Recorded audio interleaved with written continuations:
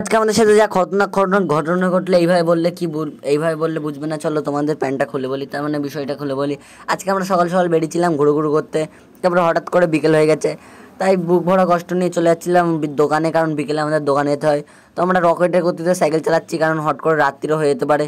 তাই জন্য কিছুটা চলে আসার পরে দেখছিলাম একটা লোকের টাকা হারিয়ে গেছে।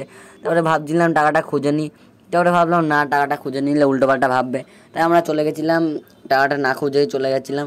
রাস্তাঘাটে হেভি ভিড়, তার জন্য কিছুটা হেঁটে যাচ্ছিলাম। আমরা এটা উল্টো বেকার কাজে বললাম যে টাকাটা খুঁজবো, আমরা একটু হেঁটে গিয়ে তারপরে আবার সাইকেল চালাবো, কারণ এখানটায় হেভি প্রচণ্ড ভিড়। এই ভিড় কমেছে, আমরা যাচ্ছি গাইস।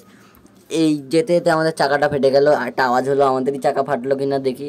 তো গাইস এটা আমাদেরই ফেটেছে, কারণ দেখতে পাচ্ছ চাকাটা অবস্থাটা পুরো দুই ভাগ হয়ে গেছে। এই এত কষ্ট করে এতটা চালিয়ে এসে আবার চাকা ফেটে গেল, আবার অনেকটা হেঁটেতে হবে। তাই গাইস কী করবো, হেঁটেই যাই আমরা। তোমরা পুরো ভিডিওটা যখন দেখে নিচ্ছ শেষ পর্যন্ত দেখে নাও, কারণ আমরা এখন হেঁটে হেঁটে যাচ্ছি। যেতে যেতে আমাদের দোকানটা চলে এসছে, এই সোজায় বাঁদিকেই আমাদের দোকানটা আছে। তো গাইস এই ময়লার পাশ থেকে যেতে হচ্ছে, এই ময়লার পাশ থেকে এত আস্তে আস্তে আমরা জীবনে যাই না। আবার এই ময়লাতেই ড্রামটা পড়তে হলো ওকে।